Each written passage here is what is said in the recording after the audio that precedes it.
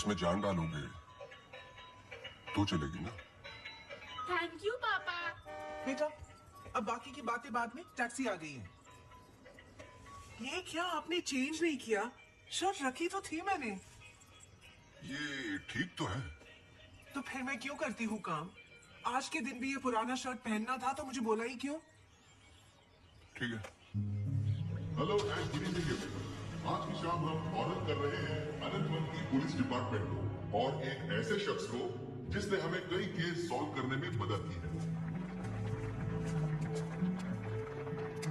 हम बहुत आभारी हैं डिपार्टमेंट ऑफ पुलिस के पूरे अनंतवन में फिर एक बार शांति लौटाने में, और हम गर्व से कह सकते हैं कि शराब इन लोगों के ठीक लग रहा है अब?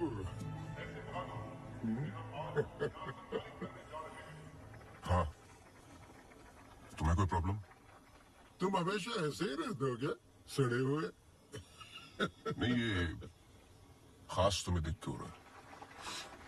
सुना है कि आज तुम्हें सम्मानित किया जा रहा है। लोग खुश होते हैं, मुबारकबाद देते हैं। मुबारकबाद तो मैं भी देता हूँ, लेकिन तुमने इस बार केस पे कुछ ज्यादा ही वक्त ले लिया। अच्छा, मैंने तो पहले ही बोल दिया था कि क्रिमिनल कौन है। देखो अब शुरू मत हो जाना। पर मैं सिर्फ ये देखो, मैं Sorry. मुझे वापस जाना है। हाँ, जाओ जाओ जाओ भाई, अब तुम्हारा नंबर लग गया होगा। कांग्रेचुलेशंस। अब मैं उन्हें बुला रहा हूं जिन्होंने हाल ही में जोशी डबल मर्डर केस में हमारी सहायता की। कई महीनों तक जब हमें कोई सुराग नहीं मिल रहा था, उन्होंने हमें सही दिशा दिखाने और ये इतना बड़ा केस सॉल्व करने में मदद की। Please come on stage mister Gajraj Awasthi.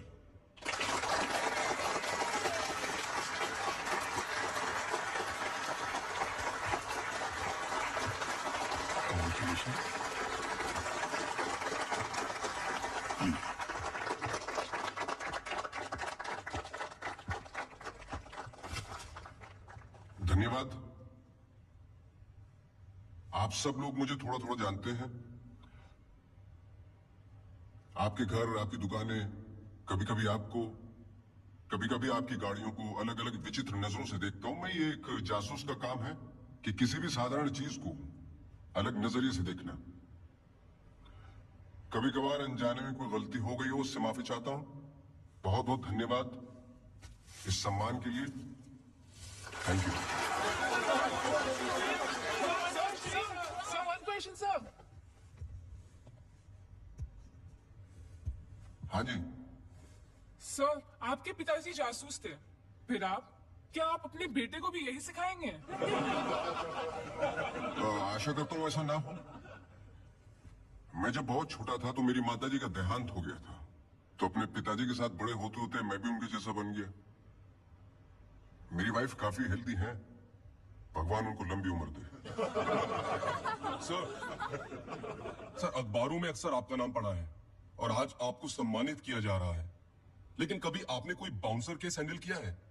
मतलब ऐसा कोई केस जिसने आपको भी हिला दिया हो?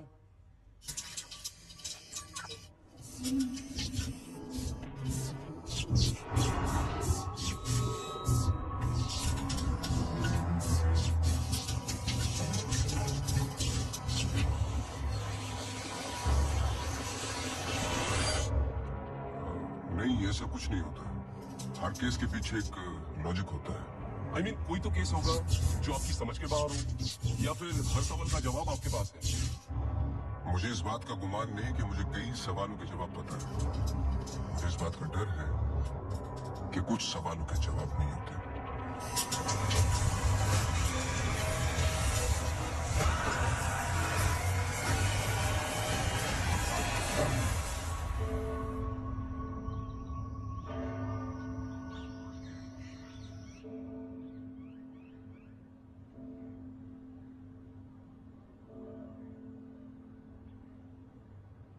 Okay sir, thank you.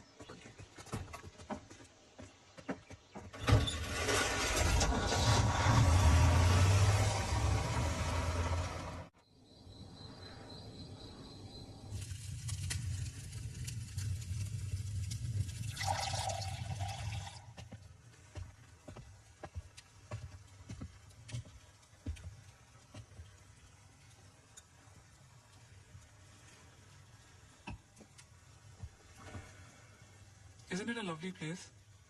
I don't know. It's quite dead now. इतनी दूर आसपास कोई नहीं है. मैं हूं ना. तुम्हें और क्या चाहिए? खाना ऑर्डर कर दिया है. Closest place is Chinese. Great.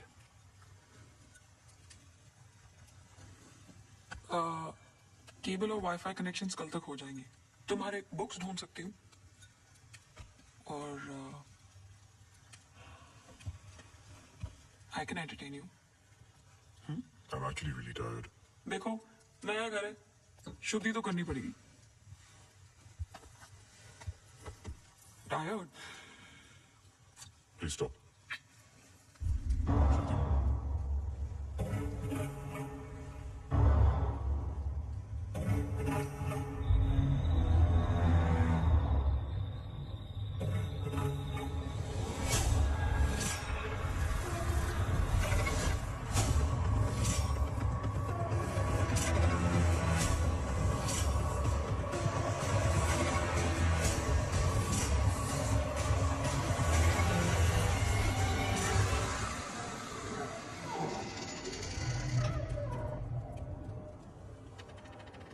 What happened?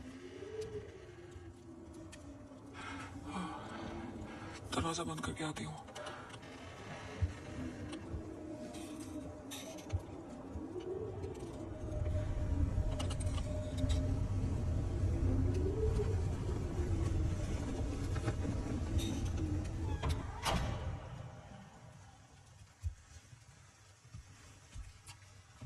आदि. I'm going to bed.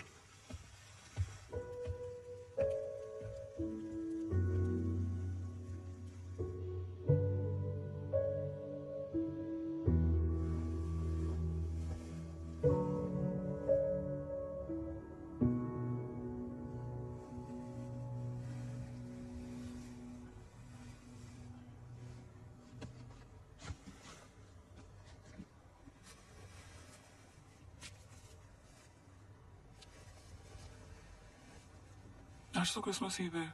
Don't go. I know. लेकिन बीमारियां हॉलीडे देखकर नहीं आती. लेकिन तुम तो एमडी हो. कैंसिल कर दो. I can't. Board meeting है.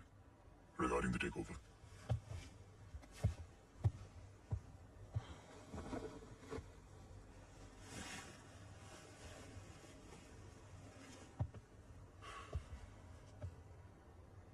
A little closer.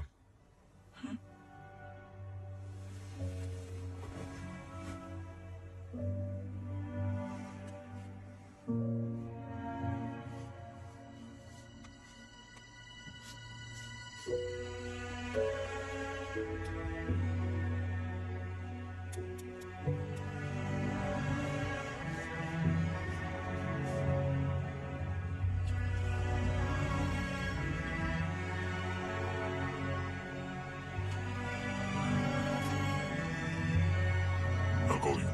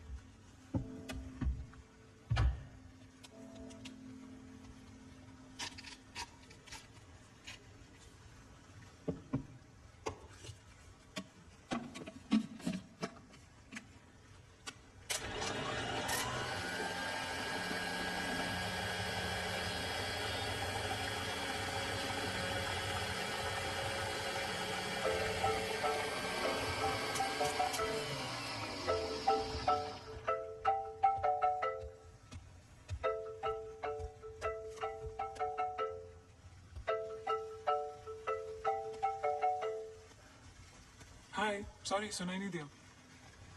हाँ मैं घर पे ही हूँ. I was in the kitchen. हाँ मैं घर पे ही हूँ आदि. हाँ दवाई ले ली. Listen, I was thinking for dinner, how about I make pasta?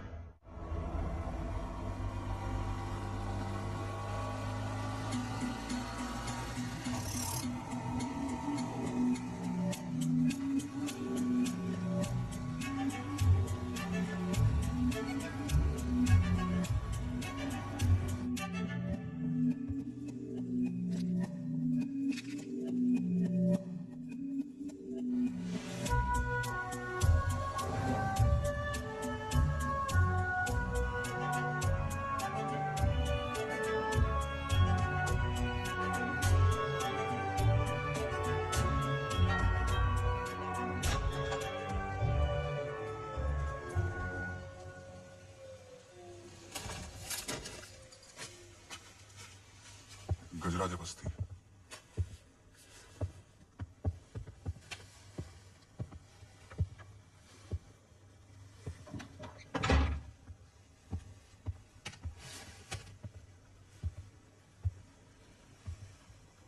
कहीं बारिश हो रही है? नहीं।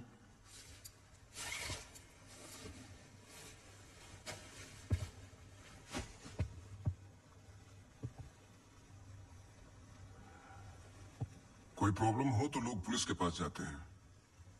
आपने एक डिटेक्टिव को फोन किया। फोन पे आपकी आवाज में नमी और घबराहट थी, शायद खुद की प्रॉब्लम को लेके या इस प्रॉब्लम को लेके कि आपने एक डिटेक्टिव को फोन किया। दोनों सूरतों में डिटेक्टिव आपके घर आए जाए शायद आपको अच्छा नहीं लगता। क्या प्रॉब्लम है? कोई हमें अटैक कर रहा है। इसके लिए तो आपको पुलिस के पास जाना चाहिए था। नहीं, यहाँ जो हो रहा है बहुत अलग है। उस दिन मैं किचन में थी, जस्ट 5 सेकंड के लिए बाहर गई और जब मैं वापस आई सारे कैबिनेट डोर्स खुले थे। मुझे याद है जब घर का पोजेशन मिला, it was my birthday, celebrate करने आए थे। मौसम खराब था तो उस रात यही रुक गए। Are you drunk? लेकिन उस रात भी अजीब सा डरावना सपना आया। मुझे लगा मेरा वहम था।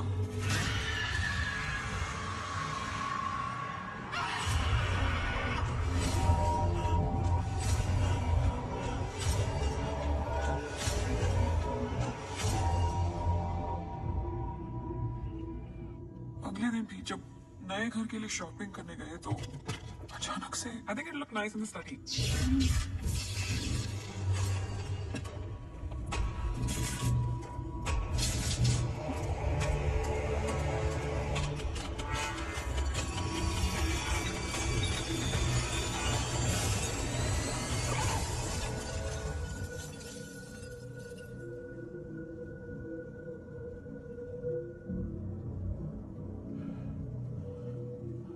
आपको क्या लगता है? आई एम श्योर दोनों हादसों के पीछे एक लॉजिकल एक्सप्लेनेशन है, ये एक इत्तेफाक हो सकता है। आप समझ नहीं रहे। देखिए जो क्या? पूरा हर plugged in appliance standby mode पे एक एनर्जी ब्लीड करते हैं। ये अप्लायंस के आइडल होने पे हो सकते हैं, इसे फैंटम या वेम्पायर एनर्जी कहते हैं। कभी कभी ऑफ होने पे अपने आप चलते रहते हैं। ललित लाइट्स फ्रॉम 1953 से आज भी वही लाल रोड पे है। चरणदास मेहता के बेटे ललित, ललित मेहता के बेटे राजवीर मेहता आज भी वही दुकान चलाते हैं। इन 64 इयर्स में उनके पास एक पुराना शैंडिलियर है जो बिकाऊ पर्पस के लिए बिल्कुल भी नहीं था, अचानक गिर जाता है। तो आप भी कोई ऐसी चीज है जो मुझे समझ में नहीं आती। लीजिए देखिए।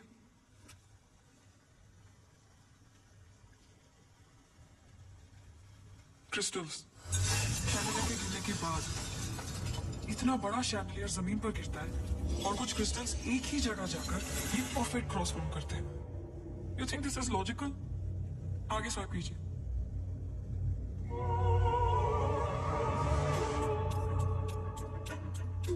From the mixer to the wall. This is not a coincidence. Awasthi ji, कुछ हो रहा है। कोई सेंस बना आपके लिए? पहला इंसिडेंट या अटैक जैसा कि आपने बताया तब हुआ जब आप यहाँ पे शिफ्ट हुए, और सेकंड बर्थडे पे। दोनों इंपॉर्टेंट डेज थे। मैं सिर्फ ये जानना चाहता हूँ कुछ इंपॉर्टेंट है या होने वाला है आपकी लाइफ में, जैसे कि एनिवर्सरी, फंक्शन, फेस्टिवल। अगले हफ्ते इनका एनुअल सेमिनार है। ओके, श्योर नहीं हूँ लेकिन एक सोच है जिससे शुरुआत की जा सकती है। मैं आपके टच में रहूंगा। आपके डिटेल्स, डेटा, हिस्ट्री बहुत कुछ है रिव्यू करने के लिए। और हाँ, इस बीच कुछ भी हो बेझिझक आप मुझे फोन कर लेना।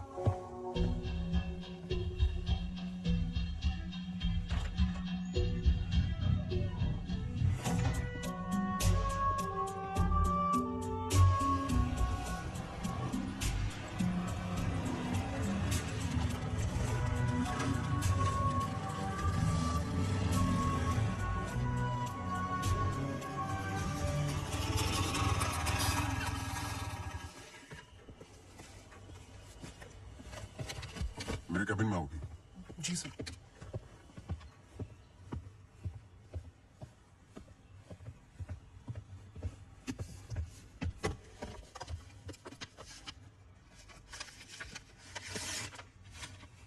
रावत हाउस के 1 किलोमीटर के रेडियस में मुझे डिटेल्ड मैप चाहिए। कल वाली फाइल रेडी है? सर सुबह से उसी पे काम कर रहा था। सुबह से? तुम तो भी 20 मिनट पहले आए हो। नहीं सर, मैं तो सुबह आ गया था। सुनो, तुम लेट आए हो। तो साइकिल भी ठीक से पार्क नहीं की। आते के साथ तुमने चाय बनाई। तुम्हारे स्वेटर पे बेकरी के चूरे लगे हुए थे जो साबित करते हैं कि तुमने चाय और बिस्किट बड़े आराम के साथ खाए। टेबल पे पैर रख के तुमने कंप्यूटर ऑन किया। तुम्हारे जूतों में अभी भी घास लगी हुई है जिसकी कुछ पत्तियां तुम्हारे टेबल पे पड़ी हैं। कुछ सेकंड पहले तुमने चाय पी। गर्म चाय के वेपर्स तुम्हारे ग्लास पे लगे हुए थे। टेबल पे पैर रख के कंप्यूटर तो ऑन किया, लेकिन काम करने के लिए नहीं, सॉलिटेयर खेलने के लिए। सर सोलिटर का कैसे पता लगा? आते वक्त तुम्हारे ग्लासेस में ग्रीन रिफ्लेक्शंस और चेहरे पे काम था। काम से तो नहीं थे। मेरे साथ काम करना है तो काम करना होगा, समझे? जाओ फाइल लेके आओ।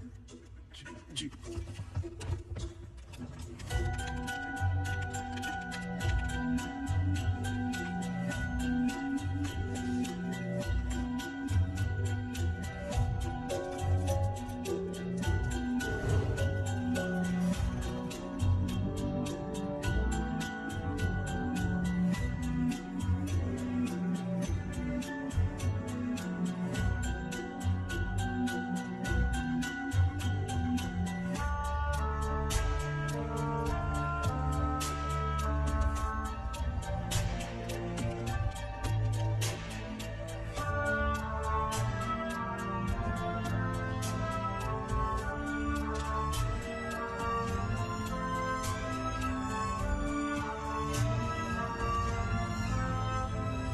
मुझे नहीं लगता आपको कोई मारने की कोशिश कर रहा है। अगर मारना था तो बहुत आसान था, लेकिन ऐसा हुआ नहीं। हर बार चीजें छू के निकल गई, लेकिन लगी नहीं। क्यों?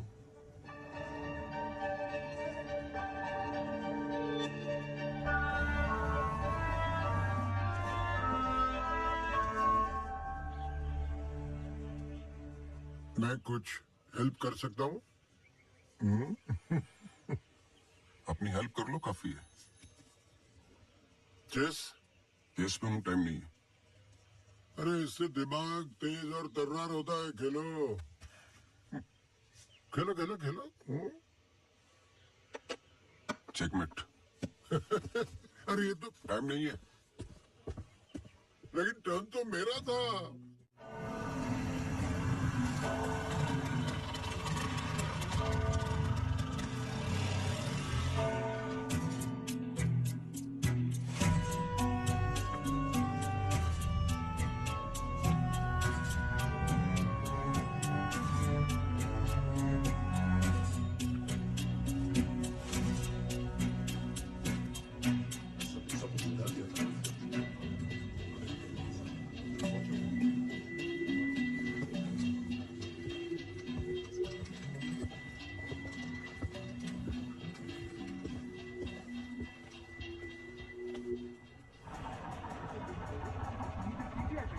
and of course state-of-the-art diagnostic facilities.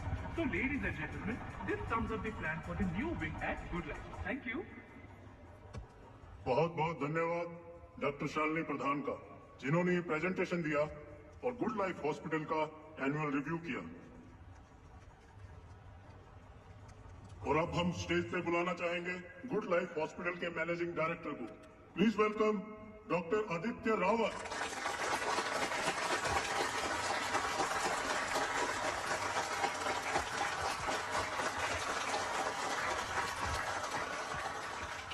Thank you. जैसे कि आप सब जानते हैं, हम कुछ ही दिन दूर हैं गुड लाइफ हॉस्पिटल के नए विंग की शुरुआत करने में। और ये सिर्फ एक नई विंग नहीं, पर एक नई सोच होगी।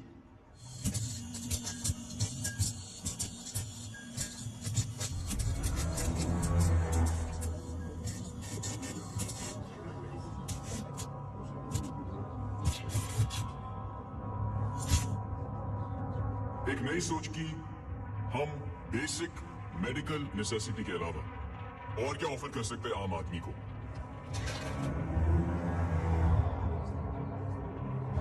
Sorry about that. Like I was saying,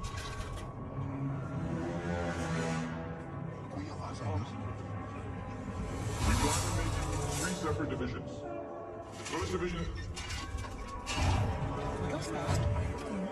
The first division will incorporate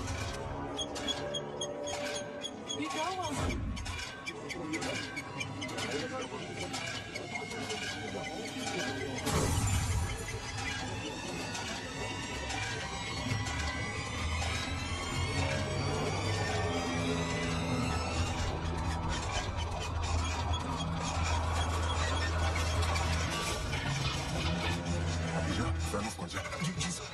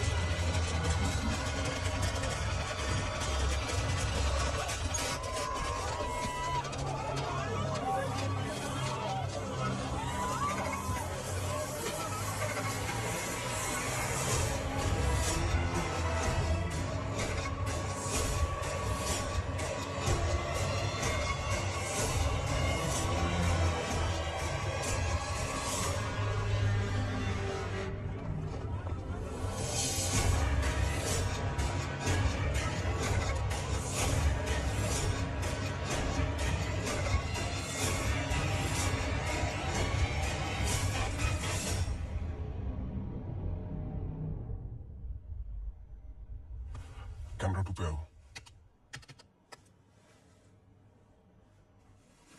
stage से डोर की तरफ फेसिंग वाले कैमरे पे आओ। हाँ, स्टॉप करो, रिवाइंड करो। कृष्णा जी,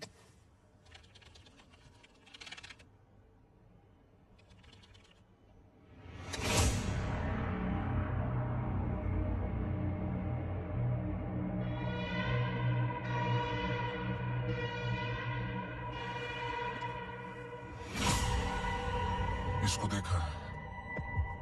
सर मैं बोल रहा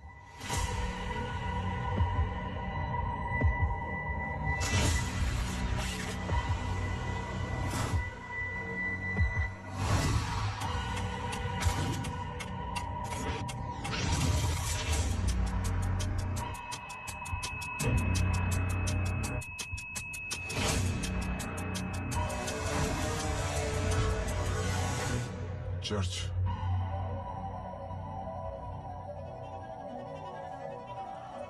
हर आई कार्ड पे अटेंडेंस की फोटोज है।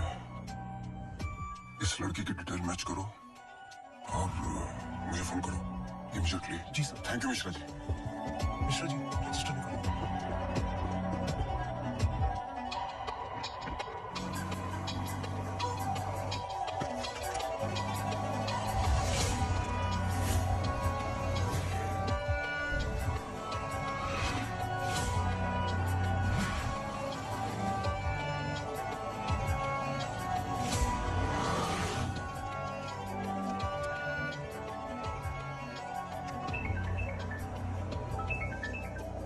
हाँ सुनो, नाम बोलो।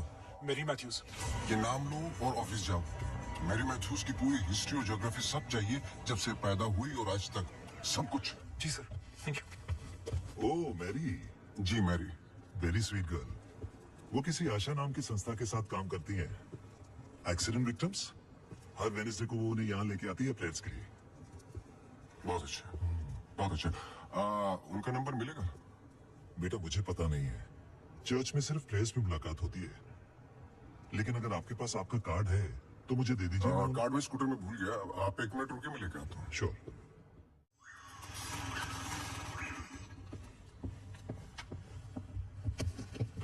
बोलो। सर मेरी मैथ्यूज एक नॉन प्रॉफिट संस्था के लिए काम करती है। जिसका नाम आशा फाउंडेशन है, हैंडीकैप्ड और एक्सीडेंट्स के लिए। आगे बोलो। कुछ नहीं है sir. No trace, no history, no mention of Mary Matthews कहीं पर भी। सोशल मीडिया पर कहीं भी नहीं है, यहाँ तक कि फेसबुक पेज भी नहीं है उसका। मैं सच बोल रहा हूँ सर। इंटरनेट पे मुझसे बेटर स्टॉकर नहीं है। ये जो संस्था है ना आशा, उसका फेसबुक पेज है, 2 साल पहले बनाया और उसी पे 1-2 बार मेंशंस है बस।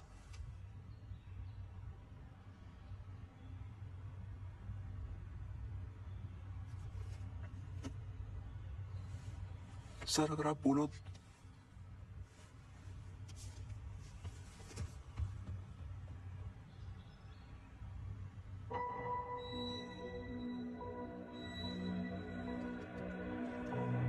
कौन हो तुम?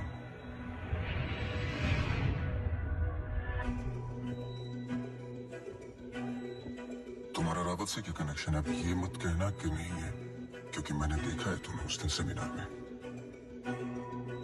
जिस तरीके से तुमने पलट के देखा मैं जानता हूं।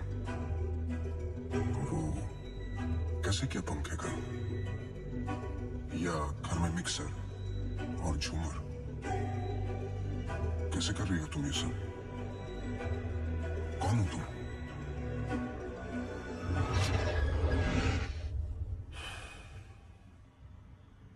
कल सुबह तुम्हारी क्लासेस शुरू होंगी आउटडोर। मैरी मैथ्यूज की संस्था जिस पल खुलेगी हर पल नोट करोगे, उसका पीछा करोगे। जी। मुझे उसके पूरे दिन का पैटर्न, ब्रेक्स की टाइम, उसके घर का एड्रेस चाहिए, सब कुछ। समझे? जी सर। सोनू, ये तुम्हारा रियल टेस्ट है। गलती की तो मौसी को गुड बाय बोल देना। जी सर।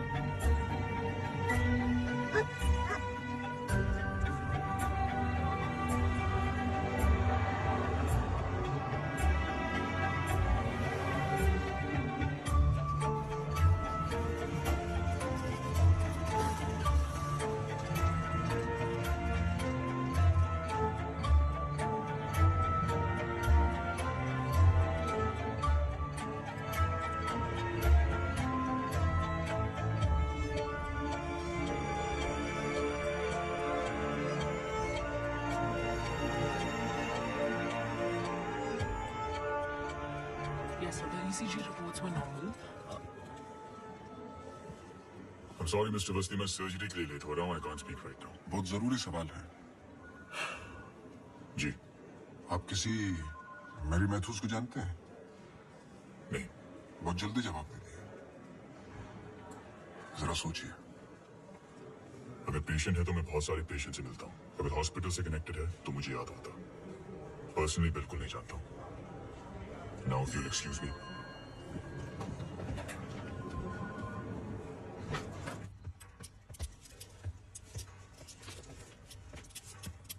बोलो. सर सुबह 9 बजे एंट्री करती है वहाँ Mary Matthews. Hello ma'am, good morning. आधे घंटे कुछ बातचीत चलती है सबके साथ. फिर सारे लोगों का 2 घंटे फिजियोथेरेपी होता है. 11:30 से 1 बजे तक रीडिंग और रिलैक्स करते हैं. फिर लंच. इस बीच मेरी मैथ्यूज बाहर नहीं निकलती है. नहीं सर. आगे बोलो. लंच के बाद कुछ देर टीवी प्रोग्राम वगैरह देखते हैं. फिर 3:30 को योगा और मेडिटेशन टेरेस पर. शाम को वो उनके साथ चाय पीती है. सारे आपस में कुछ गेम्स खेलते हैं. फिर डिनर. और ठीक 9 बजे वहां से निकल जाती है. एक सेकंड, फिर से बोलना. क्या बोलो? लंच के बाद कुछ देर टीवी प्रोग्राम वगैरह देखते हैं. नहीं, उसके आगे. 3:30 को योगा और मेडिटेशन टेरेस पर. शाम को वो एक उनके सेकंड, साथ. एक second.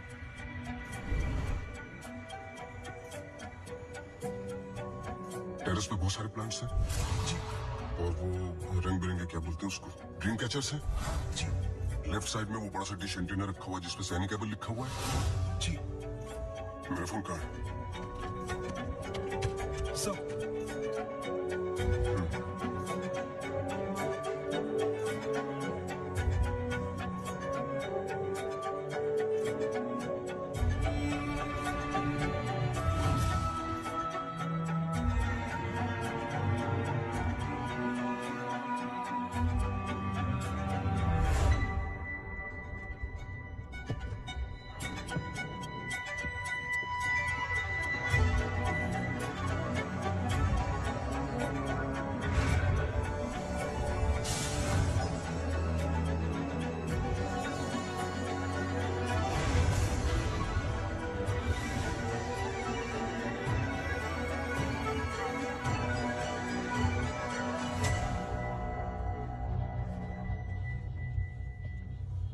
Sir, Green Hill seminar में तो मेरी मैथ्यूज थी.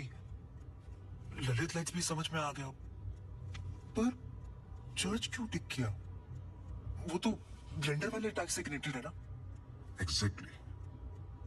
अटैक हुआ 24 दिसंबर को. दिन था मंडे. और हमेशा की तरह मैरी मैथ्यूज चर्च जाती है वेडनेसडे को. लेकिन हर साल की तरह क्रिसमस ईव पर क्रिसमस मास होता है. पूरे दिन रिहर्सल चलते हैं. मैरी मैथ्यूज 100% वही थी.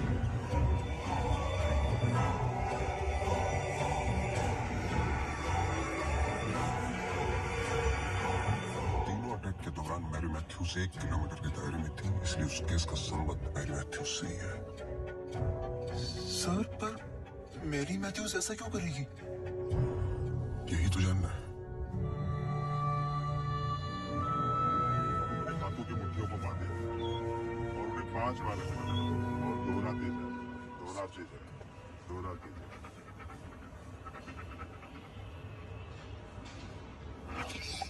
Okay, watch out for me.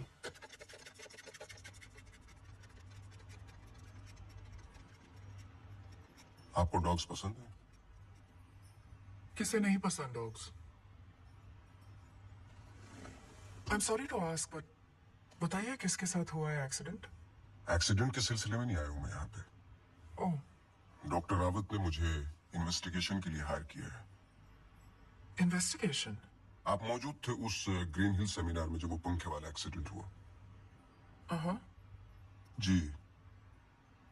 Doctor Aditya almost late doctor Aditya हो जाते.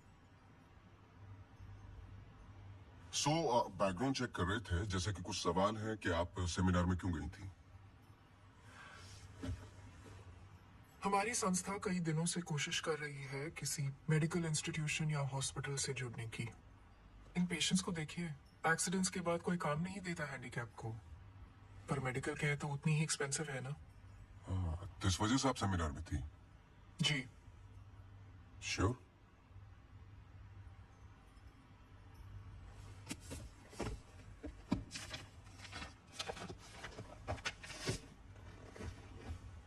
और उसके कुछ हफ्ते पहले मैं अपोलो हॉस्पिटल्स के एनुअल सेमिनार में भी थी।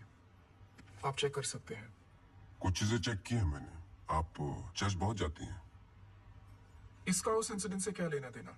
बोलिए ना, हमें हर चीज चेक करनी पड़ती है। हर वेंसडे को हम सब लोगों को चर्च ले जाते हैं। एक आउटिंग भी हो जाती है और प्रेयर्स भी। हम पूरी कोशिश करते हैं कि इन लोगों को कहीं से भी कोई भी आशा मिले जीने की। वैसे हम संडेज को उन्हें पार्क भी ले जाते हैं। Now if you'll excuse me, please. आप डॉक्टर रावत को जानती हैं? No. श्रुति रावत, उनकी वाइफ? जी नहीं, I'm sorry. मेरा कार्ड है, कभी भी कुछ याद आए तो मुझे आप प्लीज। Sure.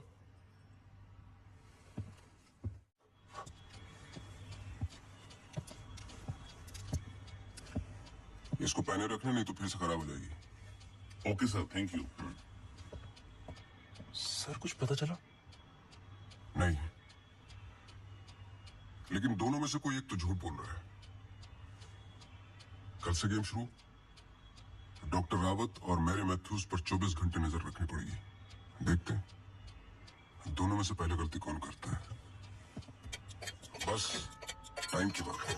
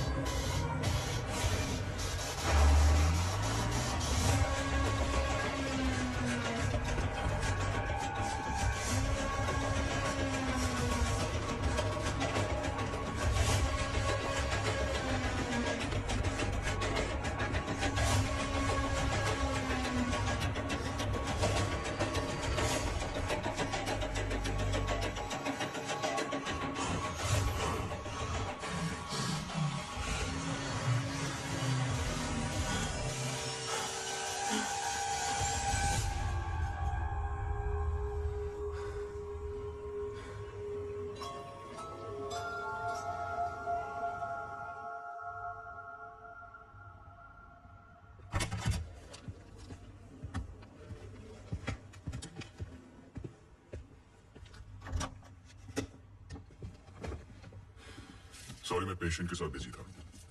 रीना ने कहा कुछ अर्जेंट है। आप पेशेंट के साथ नहीं, सिगरेट पी रहे थे। आपका परफ्यूम, हम लोग कई बार मिल चुके डॉक्टर। आपको पसीने या उसके बदबू की प्रॉब्लम नहीं है, फिर भी इतना स्ट्रॉन्ग परफ्यूम। आपके नाखूनों पे हल्के हल्के निकोटीन के दाग नजर आ रहे हैं। आपकी डिस्क पे रखा हुआ स्ट्रॉन्ग मिंट का ये बोल आते के साथ जो आपने लिया, ये भी बता सकता हूँ किसके साथ पी रहे थे। ईशा थापर। लिसन डॉक्टर,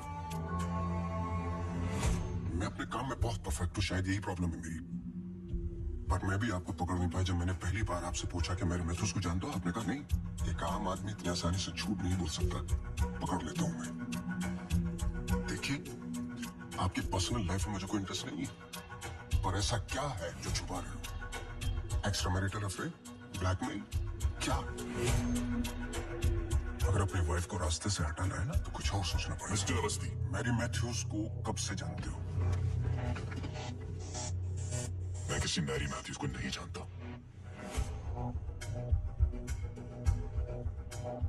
अभी भी बाल भर का फर्क नहीं है आंखों में, सांसों में। बहुत कॉन्फिडेंस के साथ झूठ बोलते हो। क्योंकि ये झूठ नहीं, सच है। मैं किसी मैरी मैथ्यूज को नहीं जानता।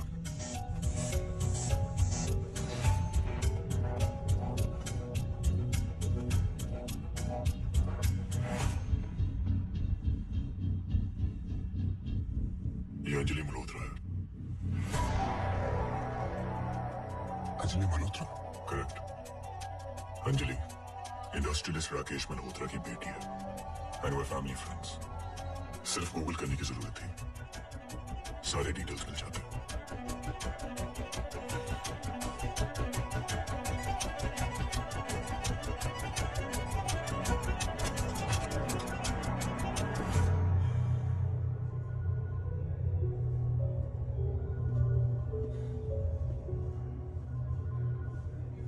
अगली बार अपॉइंटमेंट लेकर आना।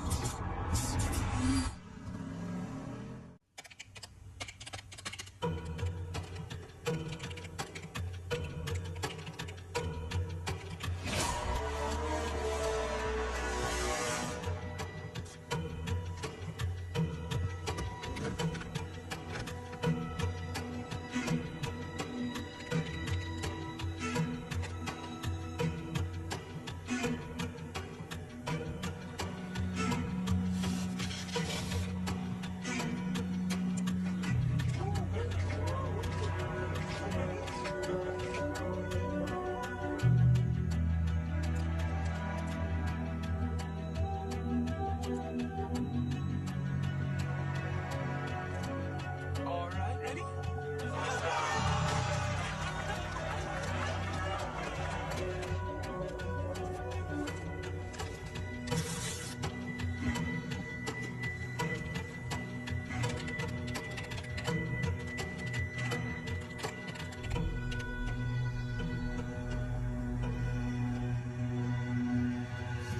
आप डॉक्टर रावत को जानते हैं? No, ये अंजलि मल्होत्रा है no trace, no mention of Mary Matthews कहीं पर भी। एंड वे फैमिली फ्रेंड्स। ओह मैरी,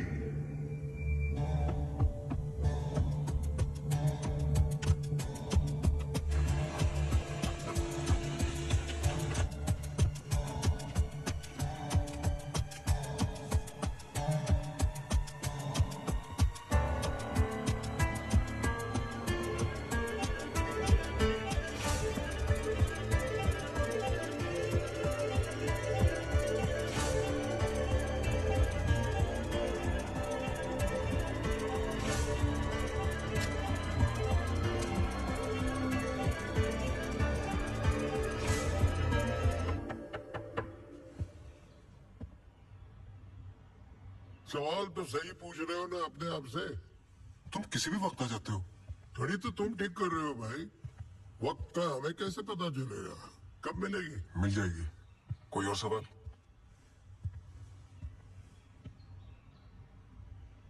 सवाल ये नहीं है कि क्या ये दोनों एक जैसे लगती है। मैं सोचने की कोशिश कर रहा हूँ। सवाल ये भी नहीं है कि क्या ये दोनों एक ही इंसान है। जो सवाल तुम्हें तकलीफ दे रहा है वो ये है कि ये जो भी है, इसे डॉक्टर से क्या प्रॉब्लम है? ये जो भी है डॉक्टर के लिए खतरा है। करेक्ट, बहुत बड़ा खतरा है बेटा। ज्यादा पाप बनने की कोशिश मत करो। अभी जाइए, आप काम है मुझे। जाइए जाइए। तू किधर जा रहा? इधर आ। चलो फिर मैं चला, मेरा काम तो हो गया। अब तुम दोनों खेलो केस केस। तुम यहाँ क्या कर रहे हो? तुम्हें तो मैरी मैथ्यूज पे नजर रखने को कहा था ना? जी वो आज मेरी सारे ग्रुप के साथ प्रोटेस्ट पे गई है। प्रोटेस्ट? प्रोटेस्ट कहाँ? सब जगह, मेन मार्केट और आसपास। आसपास? आसपास का मतलब समझते हो वो कहीं भी जा सकते?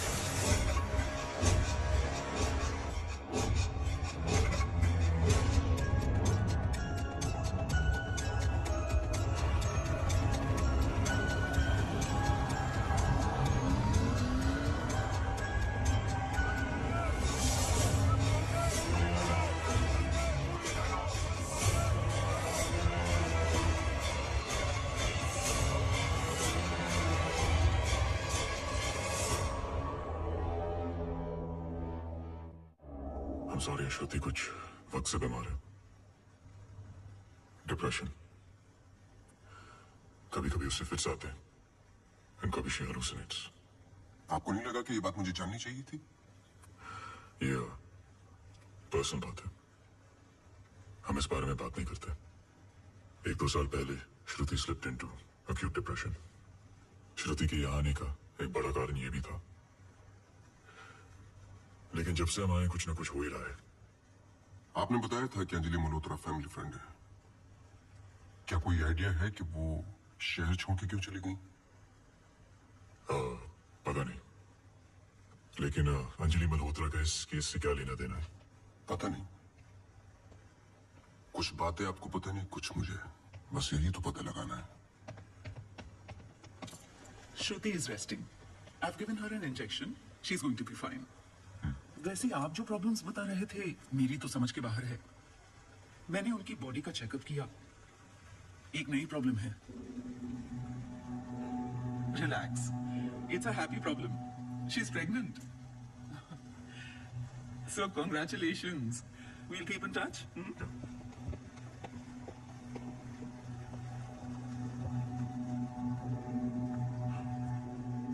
आप खुश नहीं लग रहे। I'm sorry, इतना कुछ हुआ है। श्रुति की कंडीशन इज लिटिल ओवरवेलमिंग। जाइए फिर सेलिब्रेट कीजिए, मैं फोन करूंगा आपको। जी।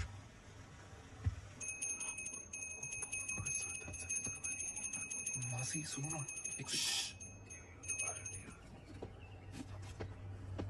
जी वो सोनू आया है माफी मांगने। अरे मेरी बात तो सुनिए। Sir sorry. देखो, मैं तुमसे पहले भी कह चुका हूं, ये रहस्य और क्राइम की किताबें पढ़ना काफी नहीं है। ये सीरियस काम है। तुम्हारी लापरवाही की वजह से किसी की जान भी जा सकती है। सॉरी सर, सॉरी तो सर आइंदा नहीं होगा सर सॉरी प्लीज। मुझे पता है कि वो दिन याद करना।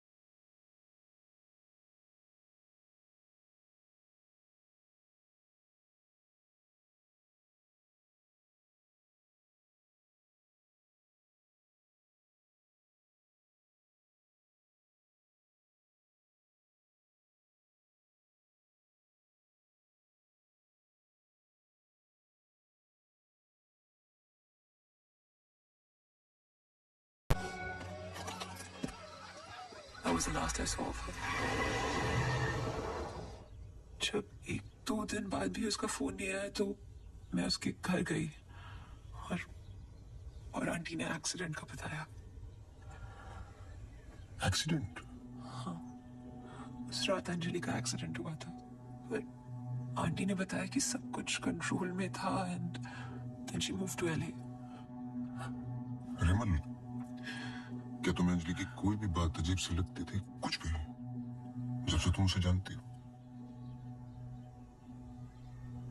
अंजलि एक्स्ट्राऑर्डिनरी लड़की थी. वो और लड़कियों की तरह बिगड़ी हुई नहीं थी. कुछ करना चाहती थी, हमेशा अच्छा सोचती थी. सोच रहा है कि कुत्ते से भी डरती थी. कुत्तों से भी डरती थी? हाँ. Oh my God, sorry. She had a great heart. I lost a very good friend.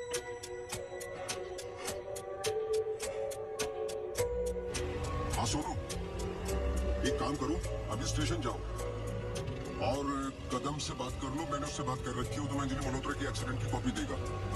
अभी लेके आओ, मुझे अर्जेंट चाहिए. हाँ.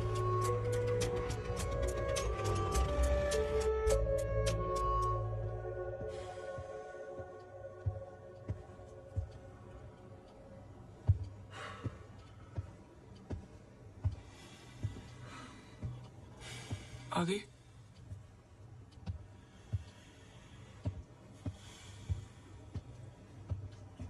आदि, आई थिंक हमें इसके बारे में बात करना चाहिए.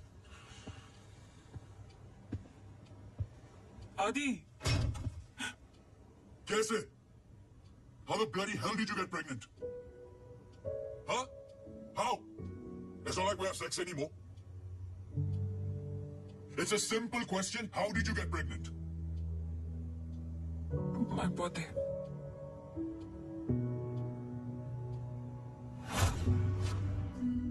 I was drunk. ऐसे मत बोलो. बोलने के लिए कुछ बचा नहीं हमारे बीच.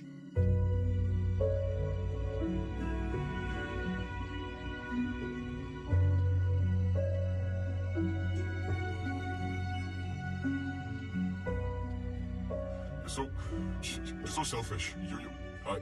I have nothing to say to you, honestly. ऐसे मत बोल.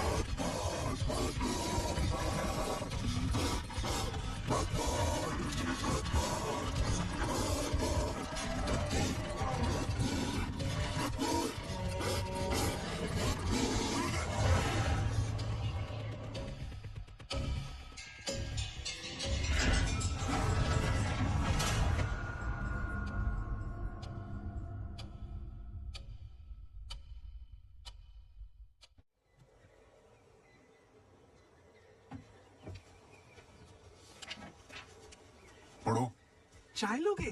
नहीं, कुछ नहीं। जी पानी। बोलो।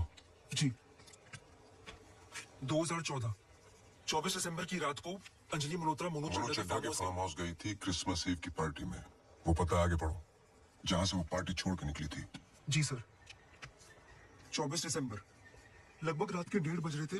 अंजलि मल्होत्रा अपनी गाड़ी खुद चला रही थी, ब्लू एसयूवी 3012 नेशनल हाईवे 21 पर। शहर के लिए एक बाईपास है कास गांव से शॉर्टकट, वो ही लेकर घर लौट रही थी जब अचानक से सामने से ट्रक से टक्कर हुई, जिसकी वजह से एक्सीडेंट हुआ। ट्रक ड्राइवर रमाकांत यादव, जो बंधु ट्रांसपोर्ट के लिए काम करता था, अंजलि मल्होत्रा को पास वाले गुड लाइफ हॉस्पिटल ले गया, जहां उन्हें ट्रीटमेंट मिली। Good life? आगे पढ़ो। सर बस इतना ही है। बस इतना ही? हाँ जी। उस ड्राइवर या कंपनी पे कोई क्रिमिनल चार्जेस? नहीं सर। Insurance claim? नहीं sir.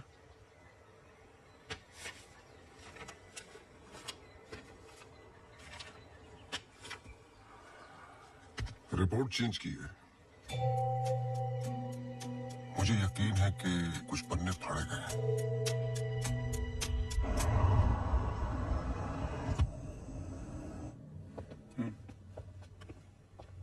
Hello mister Awasthi, you welcome. आइए।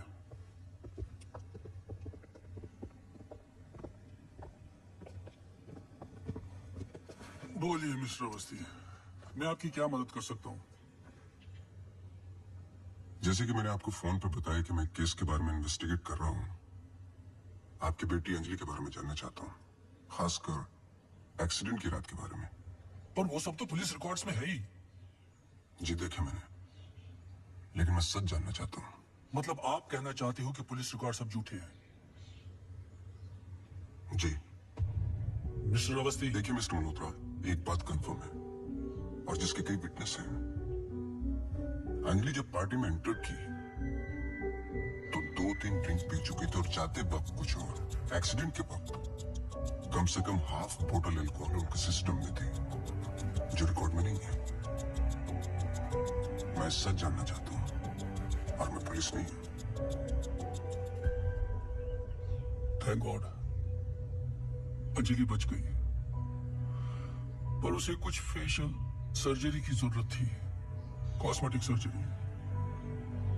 इसलिए हम उसे एलए ले गए, क्योंकि रिकवरी पीरियड लंबा था। बस एक दिन उसने डिसाइड किया कि वो वहीं सेटल होना चाहती है। मैं पूरा सच जानना चाहता हूँ मिस्टर मल्होत्रा।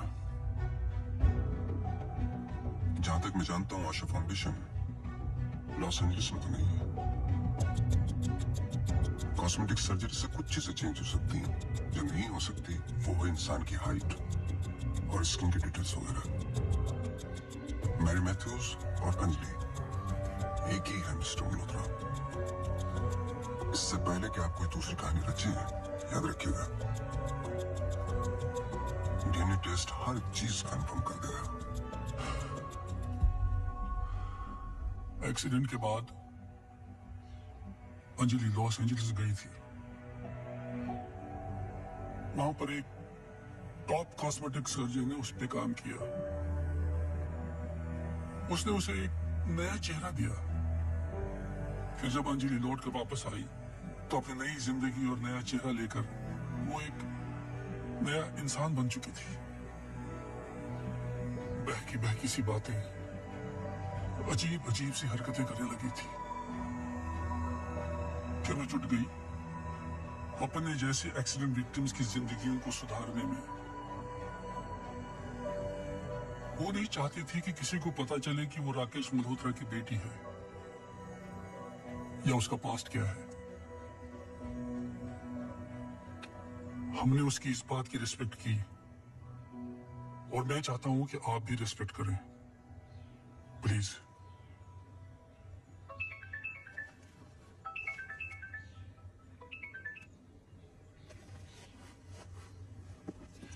ये मेरा कार्ड है, कभी भी कुछ भी सच याद आए तो मुझे जरूर फोन करना।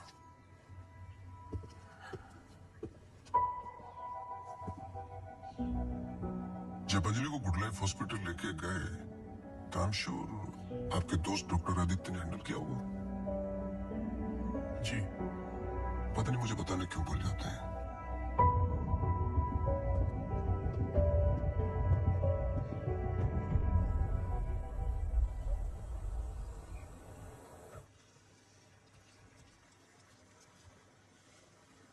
मुबारक हो।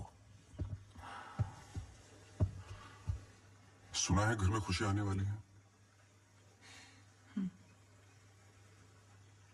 जब से आपको मिला हूं पहली बार मुस्कुराते हुए देखा है। ये मेरी लाइफ की सबसे बड़ी खुशी है। जैसे इसी का इंतजार था जिंदगी की कमियां जोड़ने में। आपके बच्चे हैं? 4 साल पहले मेरी पत्नी का मिसकैरेज हुआ सेकंड टाइम। फिर उसके बाद हमने ट्राई करना छोड़ दिया। कई मन्नतें मांगी, लेकिन हम हमेशा दो के दो ही रह गए। अपने बच्चे को तो मैं बचा नहीं पाया, लेकिन आपके बच्चे को कुछ नहीं होने दूंगा, चाहे जो हो जाए। सॉरी मिसेस रावत, कुछ सवाल हैं जो मुझे करने हैं आपसे। पूछिए। क्या आप किसी अंजलि मल्होत्रा को जानती हैं? नहीं। 2 साल पहले की बात है जब आप एक दूसरे के साथ काम करते थे। उनके बहुत सारे पेशेंट्स हैं, किसी एक को याद रखना इम्पॉसिबल है। मिसेस रावत, आपने क्यों छोड़ दिया साथ? I mean hospital. आप भी तो डॉक्टर थी। एक ही घर में 2 डॉक्टर्स हो तो घर बीमार हो रहा था। फिर हम यहाँ आए और मैं सब में बिजी हो गई। सोचा कि नई शुरुआत करेंगे, लेकिन पता नहीं क्या हो रहा है। कुछ पता चला उस मैरी मैथ्यूज का? मैरी मैथ्यूज और अंजलि मल्होत्रा एक ही इंसान है। क्या? एक बार फिर सोच लीजिए। क्या आप अंजलि मल्होत्रा को जानती हैं? नहीं।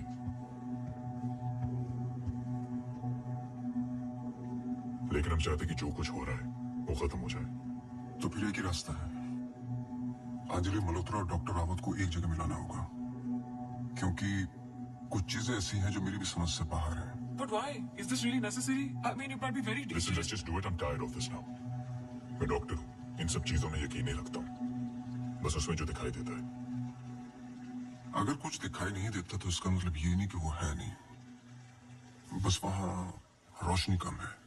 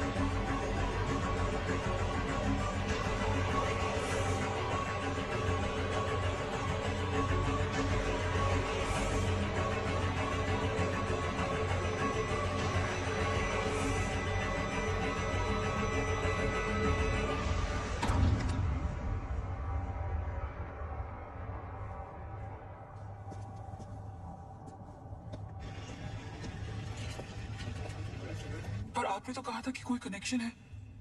मुझे पता था ये पूरा वेस्ट ऑफ टाइम होगा।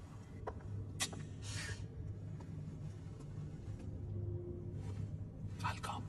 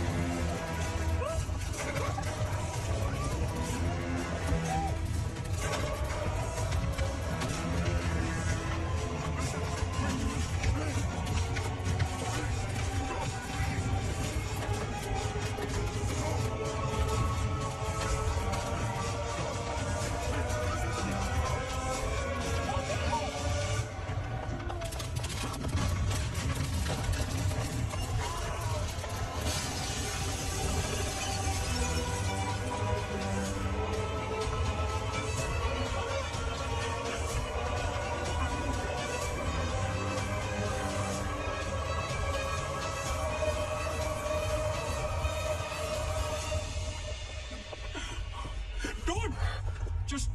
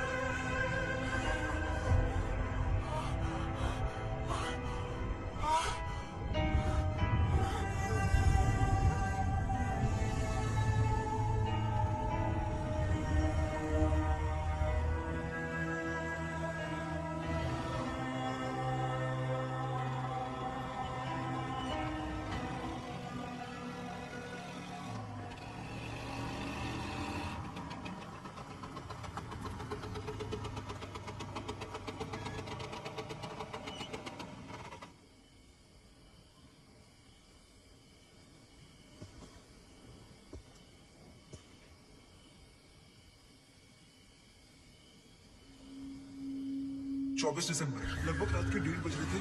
अंजलि मल्होत्रा अपनी गाड़ी खुद चला रही थी। न्यू एसयूवी 3012 नेशनल हाईवे 21 पर। शहर के लिए एक बाईपास है कांसगांव से शॉर्टकट वो ही लेकर घर लौट रही थी जब अचानक से सामने से ट्रक से टक्कर हुई जिसकी वजह से एक्सीडेंट हुआ।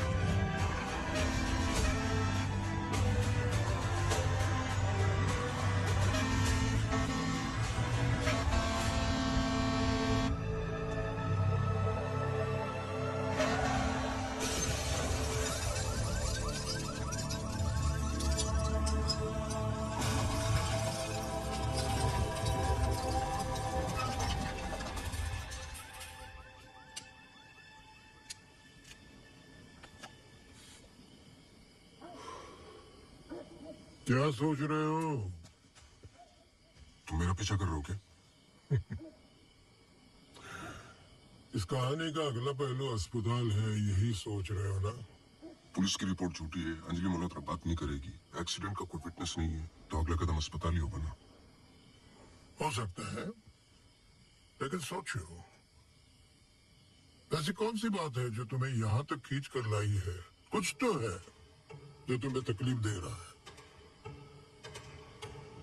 ट्रक ड्राइवर रमाकांत यादव जो बंधु ट्रांसपोर्ट के लिए काम करता था, अंजलि मल्होत्रा को पास वाले गुड लाइफ हॉस्पिटल ले गया, जहां उन्हें ट्रीटमेंट मिली।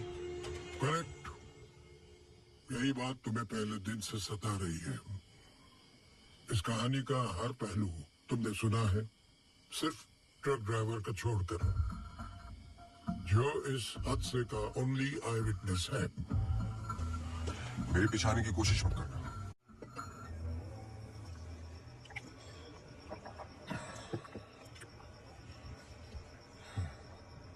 साला एक्सीडेंट के बाद तो कोई नौकरी पे भी नहीं रखता।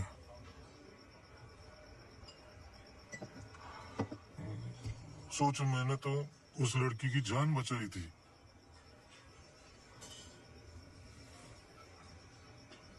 पूरी बॉडी पे रोड थी। इधर इधर इधर। एकदम दबा के अस्पताल लेके गया था। मेरे को क्या मिला? रात। रास्ते पे छोड़ दिया साला भीख मांग। एक मिनट,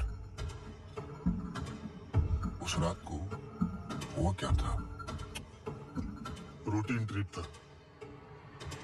शहर में माल ड्रॉप करके ट्रक लेके वापस घर जा रहा था।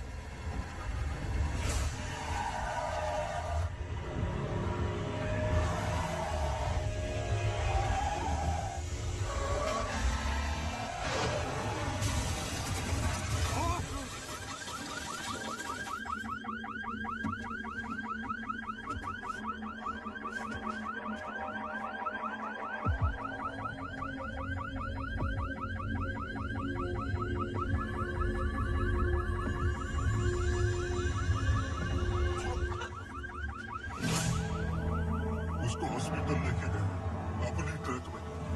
चाहता तो भाग ही सकता था। कोई तो अरे लाएगा बच्चे। सुबह पता चला लड़की बच गई, फिर निकल गया। अपने को क्या मिला? लाख। हमेशा इतना ही पीता है क्या? अगले दिन क्रिसमस था। बीबी बोला बच्चों को लेके मेले में जाना है, पीना मत। मैं कसम खाता है मैं नहीं पिया था। क्या फायदा? सब लोगों को बोला पी के चला, निकाल दिया।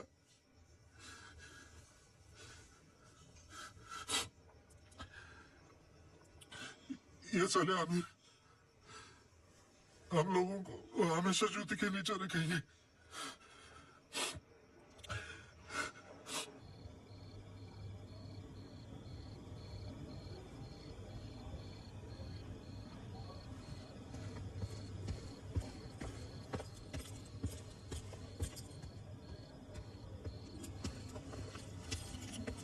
अपॉइंटमेंट लेने ही वाला था। To late. एक इंपॉर्टेंट बात करनी है आपसे। मिस्टर अवस्थी, अब से हमें आपकी जरूरत नहीं है। आप समझने की कोशिश ही नहीं कर रहे मेरी बात। मिस्टर अवस्थी, आपके जितने भी बिल्स है भिजवा दीजिए। अब मुझे इस बारे में और कुछ डिस्कस नहीं करना है। ऑफ कोर्स आप डिस्कस नहीं करना चाहते, क्योंकि कुछ ऐसे सवाल है जिनके जवाब आप देना नहीं चाहते। अंजलि मल्होत्रा की बॉडी पे कम से कम 2 जानलेवा घाव थे, लेकिन पुलिस रिपोर्ट में फेशियल वुंड्स हैं। क्यों? उस रात अंजलि मल्होत्रा शराब पी चुकी थी, लेकिन पुलिस रिपोर्ट से गायब है। क्यों? अंजलि मल्होत्रा अपनी जान बचाने वाले को थैंक यू बोलने के बजाय उस पर अटैक कर रही है। क्यों? यही कुछ सवाल है जिनके जवाब आप देना नहीं चाहते डॉक्टर रावत। लेकिन याद रखना, मैं इस केस में हूं या नहीं हूं, सच तो मैं निकाल के रहूंगा, क्योंकि मैंने आपकी वाइफ को प्रॉमिस किया है कि उनके बच्चे को कुछ नहीं होने दूंगा।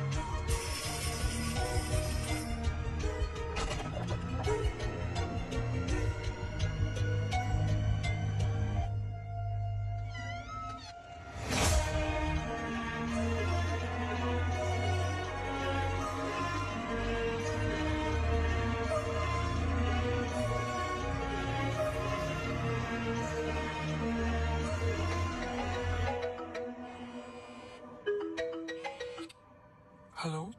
मिसेस रावत, मुझे आपसे मिलना है अभी। आदि ने बताया कि आप केस पे नहीं हो। देखिए, आप समझ नहीं रही हैं। आई एम सॉरी, मैं आज आपसे बात नहीं कर सकती। हॉस्पिटल में बहुत। मेरी मानिए, जितना हो सके हॉस्पिटल से दूर रहिए आप। वो वहां जरूर आएगी। हेलो।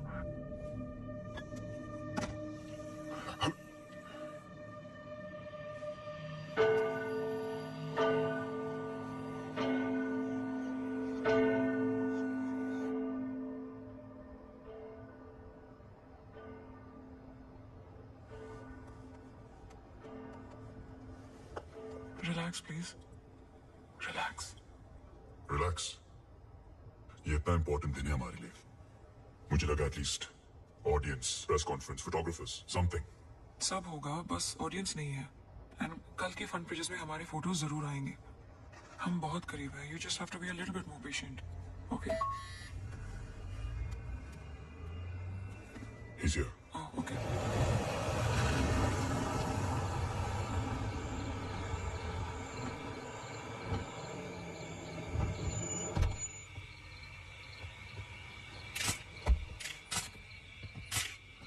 सर, मेरे पास सिर्फ 15 मिनट है। काफी है सर। सर एक फोटो। चलो जाओ अब।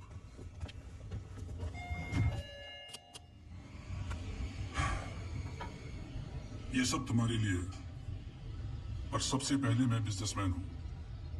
आई need to see the numbers. Of course sir.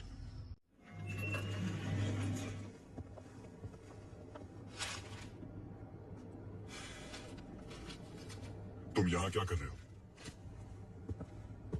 सवाल ये है कि आप क्या कर रहे हैं यहाँ पे? मिस्टर मल्होत्रा, आपको देखने के बाद इस केस में उठने वाले सबसे पहले सवाल का जवाब तो मुझे मिल गया।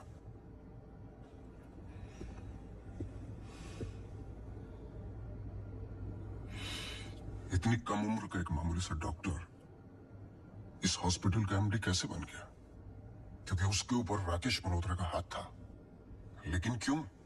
What nonsense. मैं जा रहा हूं। सर दिया। चला दीजिए, वरना आप शगुन होगा।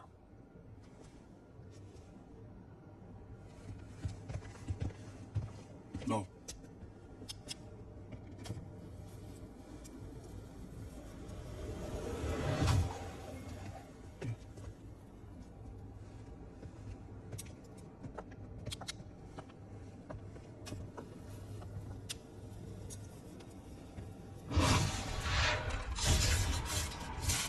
Prefer surgery. Doctor, please don't waste time. इधर देखो, यहाँ वो सामने। जवाब दो, जवाब दो आपसे।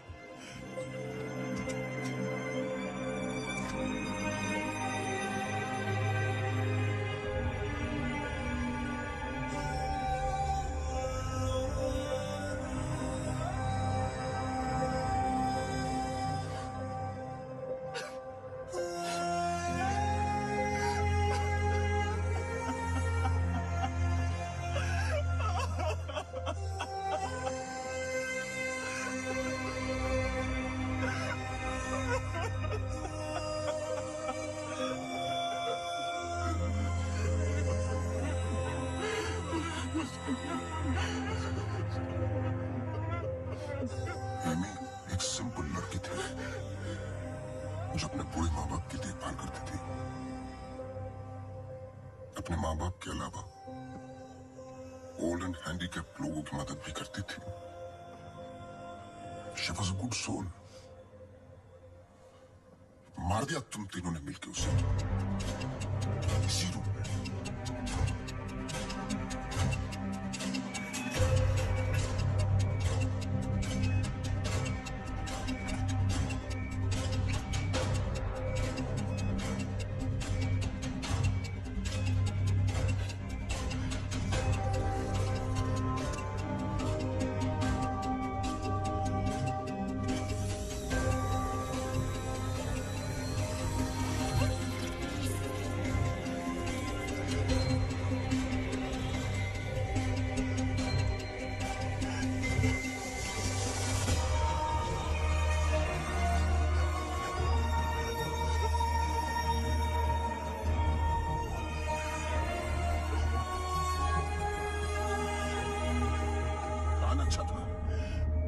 एमी को जान से मारने का गिल्ट जब श्रुति को पागल करने लगा तो आपकी पर्सनल लाइफ में दरार आ गई।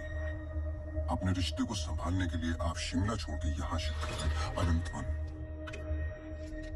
हेलुसिनेशन, डिप्रेशन की दवाइयां दी गई, लेकिन शायद आपको पता नहीं था कि अंजलि यहीं मेरी बनकर हर वो काम पूरा करने लगी जो एमी अधूरा छोड़ गई थी। और कहानी तब शुरू हुई जब तकदीर आप लोगों को एमी मैथ्यूज के पास ही लेके आ गई। जब मैरी मैथ्यूज डॉक्टर रावत पे बार बार अटैक कर रही थी तो ये बात मेरी समझ के बाहर थी। मैंने सोनू से चर्च वाला इंसिडेंट रिकॉर्ड करवाया, लेकिन हैरान कर देने वाली बात ये थी कि मैरी मैथ्यूज को खुद खबर नहीं थी कि वो क्या कर रही है। उसे आउट ऑफ बॉडी एक्सपीरियंस हो रहे थे। क्यों? जब फर्स्ट टाइम मैं इनके ऑफिस गया तब पता चला। इनके डेस्क पर एक दवाई रखी हुई थी, सॉर्बिट्रेट पिल्स, एक खास शक्ल बनी होती है। Emergency pills for heart patients. एक 25 साल की लड़की के पास ये पिल्स क्या कर रही थी?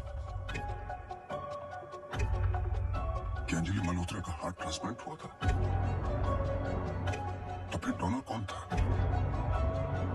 और फिर पता चला कि 24 दिसंबर को रूम नंबर 11 में एमी आर मैथ्यूज एक्सपायर हो गई।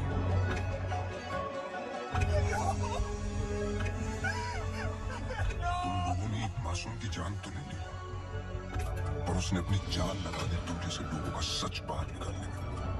कभी ये नहीं सोचा कि उसके माँ बाप पे क्या गुजरेगा? हॉस्पिटल के रिकॉर्ड्स के मुताबिक ये दोनों परफेक्ट मैच थे।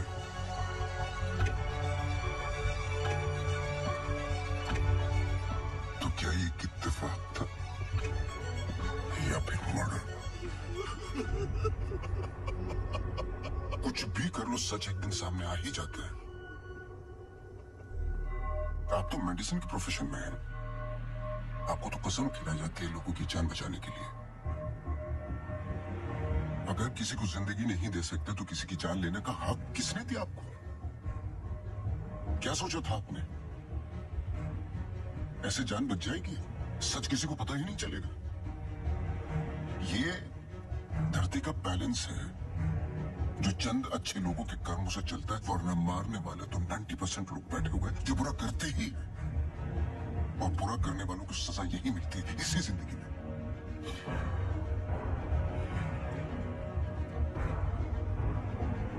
पुलिस आते हुए झूठ बोलने की कोशिश मत करना।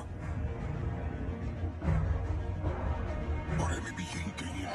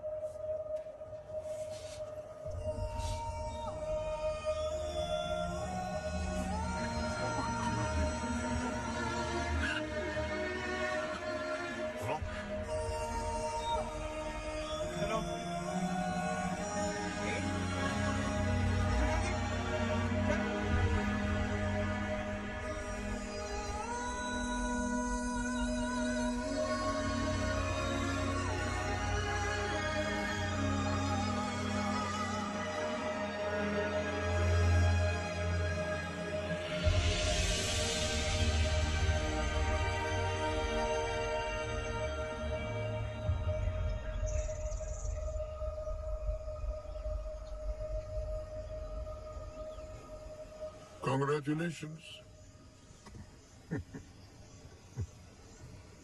लेकिन ये केस नहीं है कोई जिसे तुम दिमाग से सॉल्व कर लोगे। This is life. बड़े ध्यान से, प्यार से, जैसे मैंने तुम्हें किया है। मुझे तंग करने के अलावा और कुछ किया है? अच्छा, अब ये नया आया है ना, ये तुम्हें तंग कर लेगा। चलता हूं।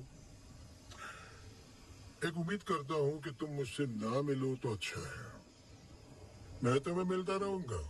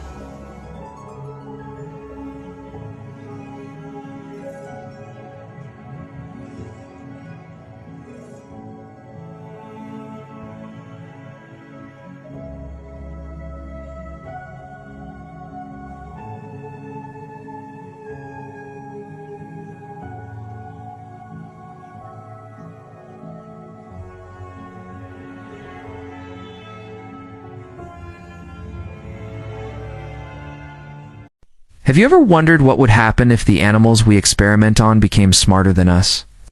What if one small act of kindness could spark a revolution that changes the world forever? Get ready, because today we re-diving into the thrilling story of how it all began, the rise of the Planet of the Apes. Our story starts in a sleek modern lab in San Francisco. A brilliant scientist, Will Rodman, is on the verge of a miracle. He's developed a new gene therapy, ALZ-112, designed to cure Alzheimer's disease by repairing brain cells. His motivation is deeply personal. His own father is suffering from the disease. The initial trials are on chimpanzees, and the results are astounding. One chimp, in particular, nicknamed Bright Eyes, displays an incredible leap in intelligence. She's solving complex puzzles faster than anyone could have imagined. Hope is in the air. Will believes he's found the cure. But during a crucial presentation to investors, everything goes horribly wrong. Bright Eyes, seemingly out of nowhere, becomes frantic and aggressive. She rampages through the lab, causing chaos and panic. The investors are terrified, and the project is immediately shut down. The order is given to put down all the test subjects. It's a tragic end to a promising experiment. But there's a secret that no one knows. Bright Eyes wasn't being aggressive. She was being a mother. She had just given birth and was fiercely protecting her newborn baby from what she perceived as a threat. Heartbroken and unwilling to let the innocent baby chimp be destroyed, Will makes a fateful decision. He secretly takes the tiny orphan home, hiding him from his bosses and the world. He names him Caesar. Will's father, who is slipping further into the fog of Alzheimer's, is immediately charmed by the little chimp. As a test, Will gives his father a dose of the ALZ-112, and the results are miraculous. His mind clears, his memories return. It seems the drug is a success after all. Years fly by. Caesar isn't just a pet, he's family. He grows up in Will's attic, which has been transformed into a jungle gym paradise. The ALZ-112 he inherited from his mother has made him unbelievably intelligent. He's not just an ape, he's a prodigy. He learns sign language to communicate, devours books, plays chess with Will. He understands complex emotions and has a deep, loving bond with his human family. But with this incredible intelligence comes a growing, gnawing question. What am I? He looks in the mirror and sees an ape, but he feels different. He wears clothes, eats at the dinner table. But when he looks out the window, he sees a world he can't be a part of. He's trapped between two worlds, belonging to neither. This painful identity crisis comes to a head one day. Will's father, whose immunity to the ALZ-112 has worn off, starts to decline again. Confused and agitated, he gets into a confrontation with an aggressive neighbor. Seeing his grandfather threatened, Caesar's protective instincts kick in. He leaps into action, defending the old man with a ferocity that terrifies the neighborhood. Although he was only protecting his family, the world only sees a dangerous animal. The authorities are called, and Caesar is violently torn away from the only home he has ever known. Caesar is thrown into a primate shelter, but shelter is the wrong word. It's a prison. The conditions are brutal, and the head caretaker is a cruel man who enjoys tormenting the animals. For the first time in his life, Caesar is surrounded by other apes, but he feels more alone than ever. They see him as an outsider, a pet. He is stripped of his clothes, his dignity, and his name, locked in a cage and subjected to daily humiliation. The heartbreak is immense. He waits for Will to come and save him, but the days turn into weeks. Hope begins to fade. It is in this pit of despair that Caesar's true transformation begins. He realizes that waiting to be saved is not an option. He has to save himself. He starts observing the dynamics of the shelter, the hierarchy of the apes, the cruelty of the guards. His superior intelligence, once a source of confusion, now becomes his greatest weapon. Begins to assert his dominance not through brute force, but through strategy. He subtly helps the other apes, earning their respect and trust. He befriends a wise old orangutan, Morris, who also knows sign language, and a massive, intimidating gorilla named Buck. He teaches them to think, to plan, to work together. He is no longer just Caesar. He is becoming a leader. Meanwhile, back at the lab, Will hasn't given up. He develops a new, more powerful version of the drug, ALZ-113. Desperate to save his father, he pushes forward with testing. But this new version has an unforeseen side effect.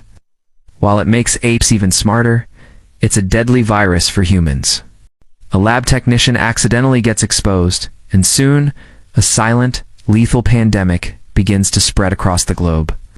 The dawn of the apes is tied to the dusk of humanity. Caesar knows he needs to act. He devises a brilliant plan. He escapes his cage one night, steals the canisters of ALZ-113 from Will's house, and releases the gas into the primate shelter. The apes breathe it in, and their intelligence skyrockets.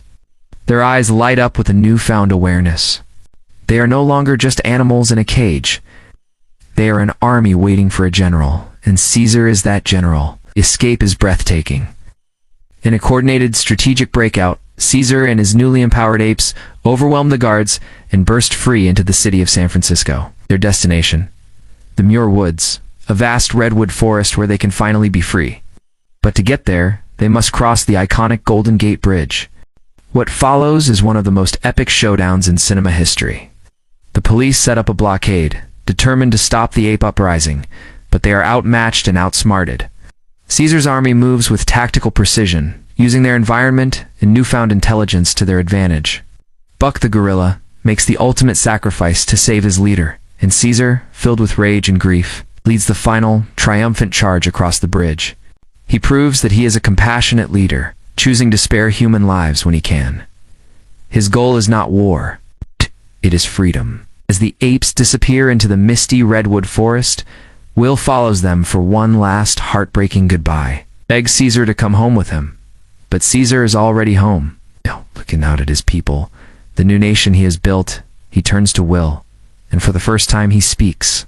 Not in sign language, but with his own voice.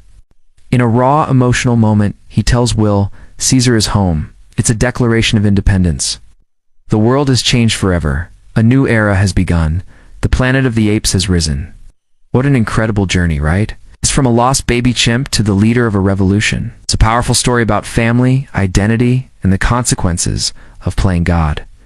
If you love this deep dive, make sure to hit that like button, subscribe to the channel, and ring the bell so you don't miss our next video. Thanks for watching, and we'll see you in the next one.